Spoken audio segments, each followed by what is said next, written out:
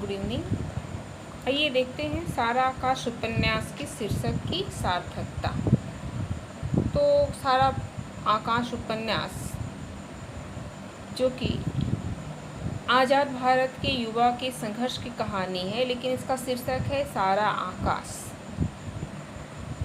तो यह स्पष्ट है कि राजेंद्र यादव द्वारा रचित उपन्यास सारा आकाश एक सामाजिक उपन्यास है जो आज़ाद भारत के युवा के संघर्ष को दर्शाता है। इसके शीर्षक के पीछे एक रोचक प्रसंग है। 1951 में उपन्यास प्रेत बोलते हैं के नाम से लिखा गया था, जो प्रेस तक जाकर भी नहीं छप सका, और प्रसिद्ध साहित्यकार अज्ञे जी ने इसे पढ़कर सुझाव दिया था कि यह कहानी एक हारे हुए हताश युवक की पलायन गाथा बनकर रह जाएगी।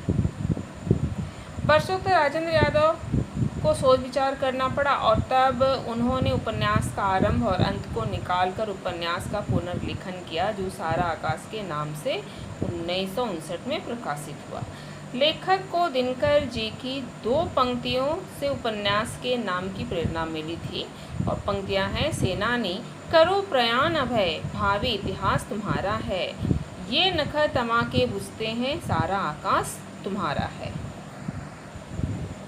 कहानी के अंत से स्पष्ट भी हुआ है कि उपन्यास की कहानी इसी संदर्भ में अपनी सार्थकता ढूंढती है। उपन्यास का नायक आदर्शों पर चलने वाला, सपनों और महत्वाकांक्षाओं को जीने वाला युवक था, लेकिन अपने ही घर वालों ने उसे असमय तथा उसकी इच्छा के विरुद्ध विवाह के बंधन में बांध देते हैं।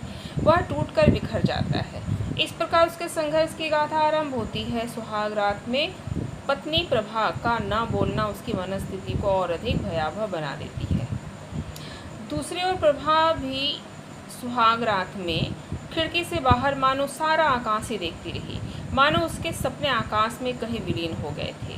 उपन्यास में कई जगहों पर उल्लेख हुआ है कि समर हताश होकर जब छत पर आता था तो खुले आकाश में तारों को निहारा करता था। उपन्यास के उत्तरार्ध भाग के 9वें अंक में भी व्यक्त हुआ है कि समर छत पर बाल्टी भर कर जब छत पानी से भिगाया और चारपाई पर लेट गया, तब उसकी दृष्टि पुनः सौरमंडल पर टिक जाती है।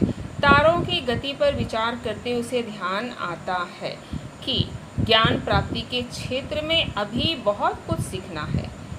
अर्थात उपन्यास में यही भाव व्यक्त हुआ है कि तत्कालीन युवा का जीवन संघर्ष से भरा था, किंतु जब वो अकेला बैठता है तो मानो सारा आकाश उसे आशा का पथ सुझाता है। जिस दिन तनख्वाह के पैसे को लेकर समर और उसके बाबूजी में विवाद हुआ, बात बढ़ी और पिता ने न केवल हाथ उठाया बल्कि गाली गलौज करते हुए उसे घर से निकल जाने को कहा।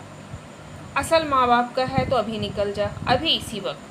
अथाह मानसिक पीड़ा के पश्चात सुबह 4 बजे जब प्रभा ने जगाया, 4 बज गए, जाओगे नहीं?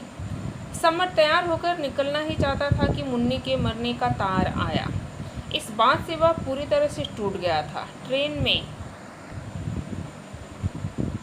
बैठा हुआ सोच रहा था कि वह घर छोड़कर चला जाएगा।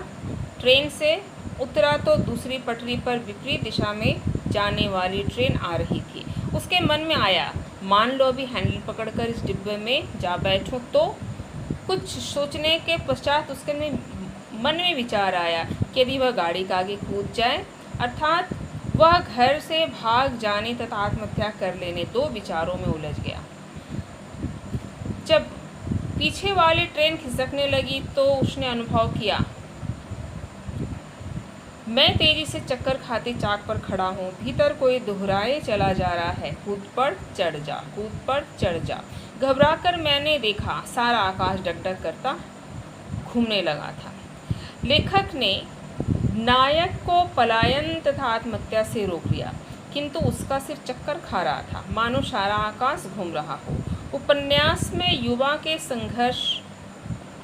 संघर्ष में आशा की किरण दिखाई देती है कि वह हारे नहीं, भागे नहीं, सारा आकाश उसी का है, अतः उसे और संघर्ष करना है। इस प्रकार उपन्यास का शीर्षक सारा आकाश सार्थक और प्रभावशाली शीर्षक है। धन्यवाद।